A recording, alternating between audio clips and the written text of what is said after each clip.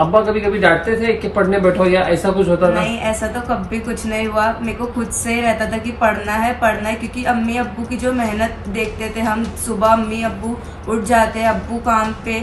हमारे अब्बू को आंख में बीमारी थी, फिर भी हमारे अब्बू हमारे लिए इतना करते, तो उतना तो हमको फर्ज बनता है कि अपने अम्मी अब्बू को दे हम। बच्चों लोग को मैंने सभी बच्चों को ये चीज़ सलाह दी है कि पढ़ो लिखो, मगर किसी से एक झूठ और चिट कभी नहीं करना। मोबाइल के लिए बच्चों लोग के लिए मैंने उनको बोला पढ़ने लिखने के लिए आप मोबाइल लो, बाकी कोई काम के लिए मोबाइल नहीं है, उनके लिए मोबाइल अलाउड नहीं करना। बच्ची आज पूरी अपने स्कूल के अंदर टॉप की है और इसका जो मामला है, बच्चों का जो मामला है, सबसे हमारे आलिम बताते हैं कि माँ का गोद पहला मदरसा है। बच्चों को जो तालीम और तरबियत का मामला होता है वो अपने घर से दिया जाता है। तो मैं पूरे पेरेंट्स से बोलता हूँ कि जितने भी पेरेंट्स अपने बच्चों को ऐसी तालीम और ऐसी तरबियत दें ताकि आपके बच्चे उस फील्ड में जा कर के एक अच्छा नाम रोशन करें। और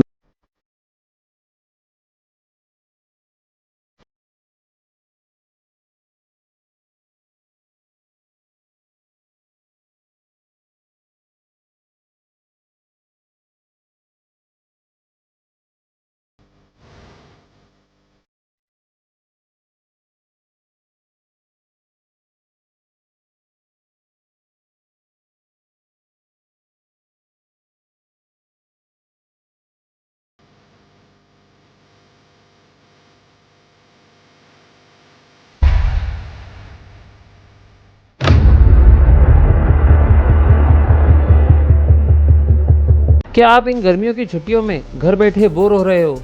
तो अब नहीं, इंफ्रानेट अपने नए कस्टमर्स के लिए लाए है समर धमाका ऑफर, जहां हर महीने 399 रुपीज़ के रिचार्ज में आपको मिलेगा 100 Mbps का प्लान, साथ ही dual band 5G router with conditions apply and fibre installation बिल्कुल फ्री जब तक सर्विस एक्टिवेट है। इंफ्रानेट जाने जाते हैं अपनी हाई स्पीड इंटरनेट और प्रीमियम सर्विस के लिए, तो आज ही इंफ्रानेट की सर्विस लगाए और अपनी बोर जिंदगी में रफ्तार लाए।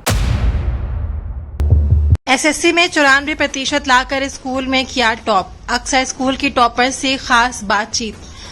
एसएससी रिजल्ट में भिवंडी अक्सा वुमेन्स कॉलेज और स्कूल की बच्ची अंसारी आयशा आफ्ताब आलम ने 94% लाकर भिवंडी में इतिहास रच दिया है और भिवंडी टॉपर्स की टॉप 10 लिस्ट में शामिल हो गई हैं। अक्सा स्कूल की टॉपर से खास बातचीत। वहीं हम सब जानते हैं कि एजुकेशन का हमारी जिंदगी में कितनी इम्पोर्टेंस है और इस एजुकेशन की पहली सीढ़ी है एसएससी बोर्ड एग्जाम। एसएससी के बाद ही हायर एजुकेशन के सारे रास्ते खुलते हैं, इसीलिए बच्चे जब 10th स्टडी में आते हैं तो पेरेंट्स बच्चों पर खास तवज्जो देते हैं और कुछ बच्चे अपने पेरेंट्स की उम्मीदों पर पूरा खरा उतरते हैं। भिवंडी की दरगाह रोड पर रहने वाले आफ्ताब आलम की बेटी आयशा अंसारी ने अक्सा गर्ल्स हाई स्कूल में 94% के साथ टॉप किया है। हमारी टीम ने आयशा से खास बातचीत की, जिसमें आयशा ने बताया कि कैसे उसने पढ़ाई की और स्कूल में टॉप किया। साथ ही पेरेंट्स ने भी बताया कि आयशा की मेहनत को देखते हुए उन्हें यकीन था कि उनकी बेटी टॉप कर सकती है।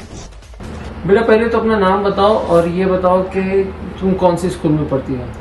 Myself Ansari Aisha Aftab Alam and I am the student of Aqsa Girls High School English Medium. तो अभी इस बार एसएससी में क्या परसेंटेज आया तुम्हारा? I scored 94.60% in the SSC examination and I stood first position in Aqsa Girls High School English Medium also. अच्छा, and what about your city position? मतलब भिवंडी के अंदर कितना रैंक आया तुम्हारा? City position is not informed me yet, but I think so in top 10 I will be. अच्छा, और कैसे तुमने तैयारी की, थोड़ा इसके बारे में बताइए। कंसिस्टेंसी रहना चाहिए हमें, फर्स्ट डे से ही हमेशा अपने जो पढ़ा है उसे रिवाइज करना चाहिए। तुम कैसे पढ़ती थी? तुम्हारी तैयारी बताओ पहले, मतलब मैं ये चाहता हूँ कि तुम अपनी तैयारी बताओ। हमारे कैसे तुमने स्कूल का प्रिपरेशन टाइमिंग की? तो 8 से 3 रहता था, फिर हम क्लासेस 4 से 7 जाते थे, फिर हम आते थे, फिर 8 से हम 11 अपना स्टडी करते थे, 2-2 घंटे का गैप करके 2-2 घंटे का पीरियड बनाते थे, कोई सब्जेक्ट ऐसा कर करके, फिर 1 घंटा रात में हम अपनी एक्टिविटीज़ को देते थे। अच्छा, तो इसमें टीचर्स का, स्कूल का क्या सपोर्ट रहा तुम्हारे? टीचर्स तो बहुत अच्छा सपोर्ट था, टीचर हमेशा हर चीज़ के लिए रहते थे। कोई भी क्वेश्चंस में डाउट है, कुछ भी है तो टीचर हमेशा साथ में रहे। अच्छा, और पेरेंट्स का कैसा सपोर्ट होता है? I sincerely thanks to my parents to be with who stood by me with encouragement and support me in every step. अच्छा, तो मतलब फिर भी ये तो ठीक है, तुमने एक स्टेटमेंट में बोल दिया, लेकिन जैसे कि पेरेंट्स की भी मेहनत कैसी है, क्योंकि अगर तुम्हारी सुबह में 7 बजे की स्कूल है तो अम्मी 5 बजे उठती होगी, हाँ, तो इस तरह से कैसे तुम्हारे को सपोर्ट अम्मी किया? हमारे उठ जाते थे, फिर हमें उठाते थे। अम्मी का बहुत बड़ा सपोर्ट था।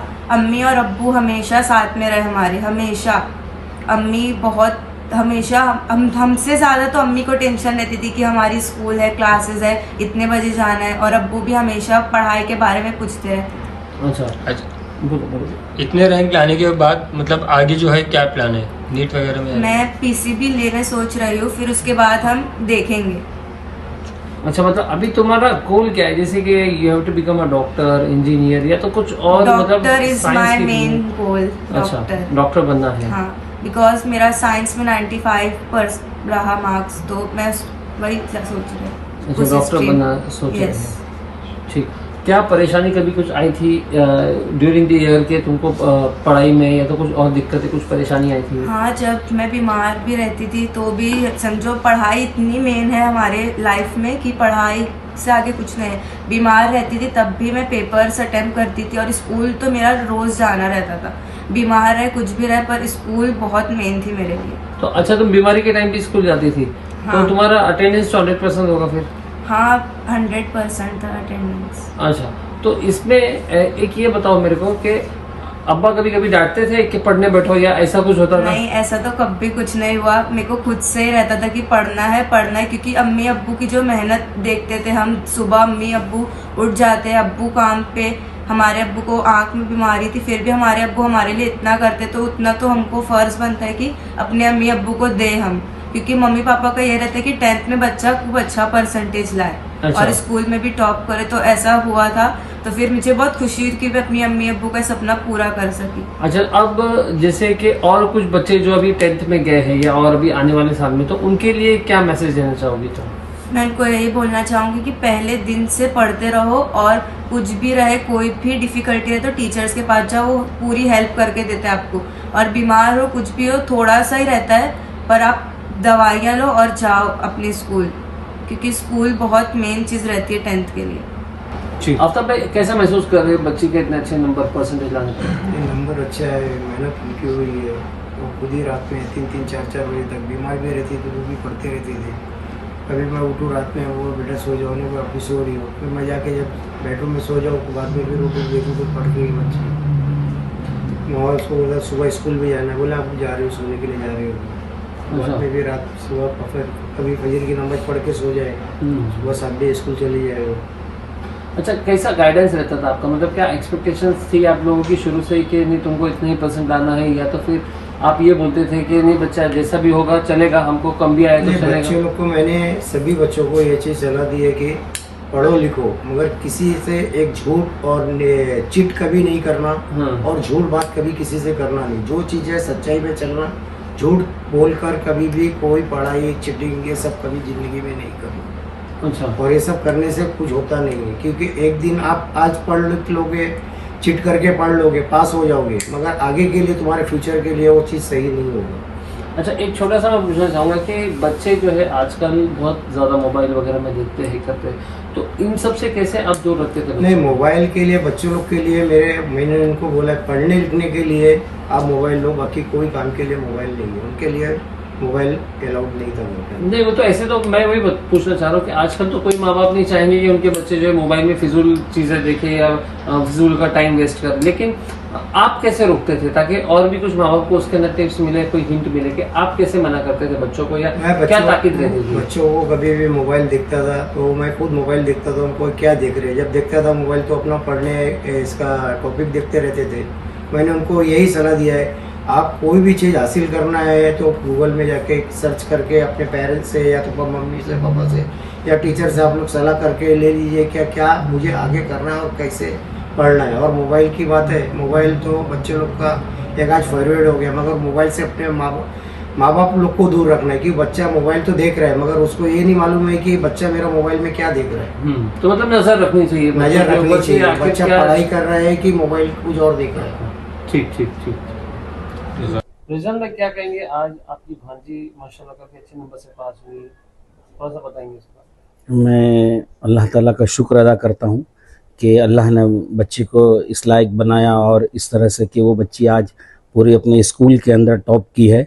और इसका जो मामला है, बच्चों का जो मामला है, सबसे हमारे आलिम बताते हैं कि माँ का गोद पहला मदरसा है। बच्चों को जो तालीम और तरबियत का मामला होता है वो अपने घर से दिया जाता है। तो मैं पूरे पेरेंट्स से बोलता हूँ कि जितने भी पेरेंट्स अपने बच्चों को ऐसी तालीम और ऐसी तरबियत दें ताकि आपके बच्चे उस फील्ड में जा कर के एक अच्छा नाम रोशन करें और लोगों को इसका मैसेज जाए कि हाँ, माँ बाप का कितना इसके अंदर सबसे बड़ा मामला इसके अंदर ये होता है कि माँ जो है किस तरह अपने बच्चे को ट्रीट करती है। सब आप ये देखिए कि बाप की ड्यूटी रहती है, सुबह उठा अपनी ड्यूटी पे चला गया, शाम में वो आता है अपने घर पे। अब दिन भर की एक्टिविटी, बच्चे स्कूल गए, बच्चे स्कूल से आए, बच्चों ने क्या खाया, क्या पढ़ा, ट्यूशन गए नहीं गए, ये सारी जिम्मेदारी माँ की होती है। तो मैं ऐसी माँओं को सलाम करूंगा जो अपने बच्चों को ऐसी तालीम देती है। मैं अपनी बहन का भी शुक्रगुजार हूँ कि उन्होंने अपने बच्चों को इस तरह से तालीम और इस तरह से तरबियत दी है। आज वो तरबियत का नतीजा आपके सामने है। मैं पूरे भिवंडी क्या, मैं पूरे हिंदुस्तान के बच्चों को ये सबक दो कि माँ आपके लिए बहुत इंपॉर्टेंट होती है। बाप की ड्यूटी है कि बाप जाता है बाहर, अपना वर्क करता है, अपने आप को संवार करके अपने बच्चों को संवारता है। तो इसलिए मैं बहुत शुक्रगुजार हूँ, अल्लाह से दुआ करता हूँ अल्लाह और मेरे बच्चे और पूरे शहर के, पूरे गांव के बच्चे इस लायक हो जाएं कि आज लोगों के सामने खड़े होकर के और अच्छे नंबर से पास करें ताकि उनको आगे पढ़ाई लिखाई में किसी किस्म की तकलीफ नहीं हो।